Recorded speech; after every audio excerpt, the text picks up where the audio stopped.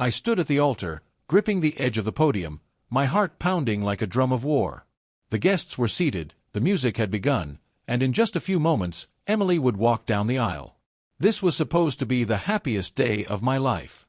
Just an hour before the ceremony, as I adjusted my tie in the dressing room, Emily walked in. She looked stunning in her wedding dress, but her eyes, they weren't right. There was something off, a hesitation. "I need to talk to you," she said. I turned to her, smiling. "About what?" "We're about to get married." She fidgeted with her hands. "It's about Michael." That name froze me in place. Michael, her ex. The one who had lingered like a ghost throughout our relationship, the one she had promised was gone. She swore he was part of her past. But now, on the day of our wedding, his name haunted the air. "What about him?" My voice was tight. She took a deep breath. "He's here. He called me last night. Said he needed closure. And I invited him." Time stood still. "You what?" I asked, my voice barely a whisper. Her voice dropped to almost nothing. "He's not here to cause trouble. He just needs a moment. I told him he could sit in the third row." "The third row?" I repeated, my mind struggling to process. "Right behind our families. Right in full view of the altar. Right where he can witness everything." "Please don't be mad," she begged. "I didn't tell you because I knew you'd overreact." "Overreact?" My voice rose, sharp and cold. "You think it's an overreaction to not want your ex at our wedding?" I owe him this. I need it too. For closure." Something in me snapped. I pulled my hand away. "No," I said, quiet but firm. "You don't need closure. You need to make a choice." Her breath caught. "Don't do this." But it was already too late. I turned and walked out of the dressing room, past the altar, past the rows of guests, past the life we'd planned together. Without a word, I vanished and never looked back. Outside, the cool air hit me. My chest was tight, my breath ragged. The world hadn't yet realized that the groom had left.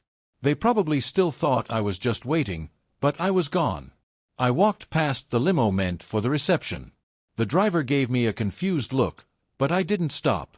I just kept moving, one step after another. Then my phone rang. It was Emily. Her name lit up the screen. My finger hovered over the screen, and for a moment, I almost answered. Almost.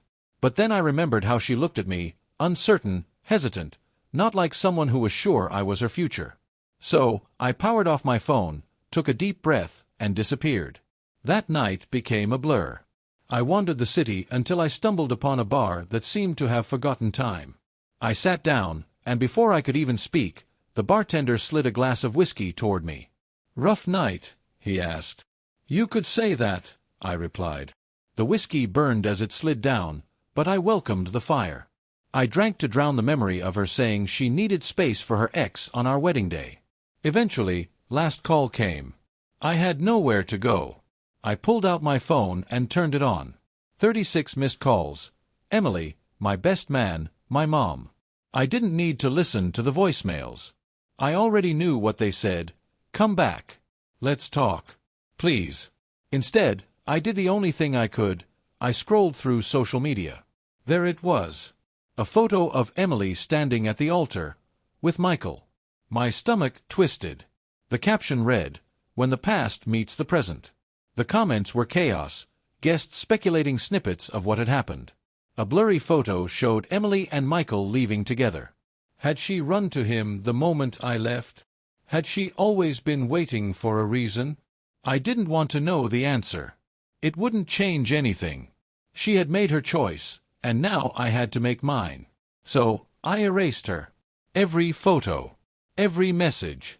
I blocked her number. I packed a bag, left the city, and gave no forwarding address. No goodbyes.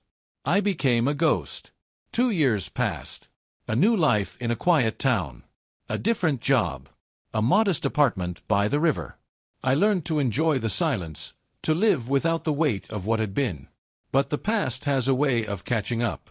One evening, as I stepped out of a coffee shop, I felt it, a shift in the air. Then I saw her. Emily. Her hair was shorter, her eyes tired. She looked older, somehow sadder. But it was her. I should have turned and walked away. But I didn't. I just stood there. She crossed the street, arms wrapped around herself. "Ethan," she said. Just my name, and it hit me like a wave. "How did you find me?" I asked. She gave a sad smile. "I never stopped looking." Silence stretched between us. "I need to explain," she started. "You don't," I replied, but she continued. "I do," she said.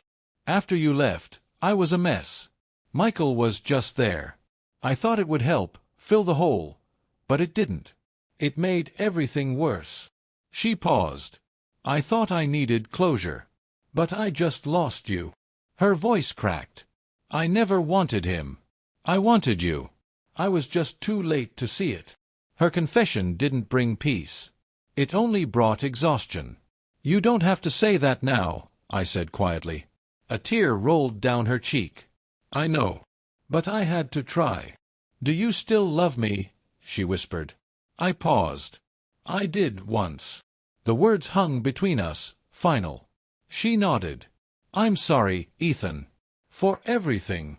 I nodded back, not because I forgave her, but because I was done carrying it. "Goodbye, Ethan," she whispered. And I watched her go. This time, I didn't stop her. This time, I didn't look back. Because I had already let her go.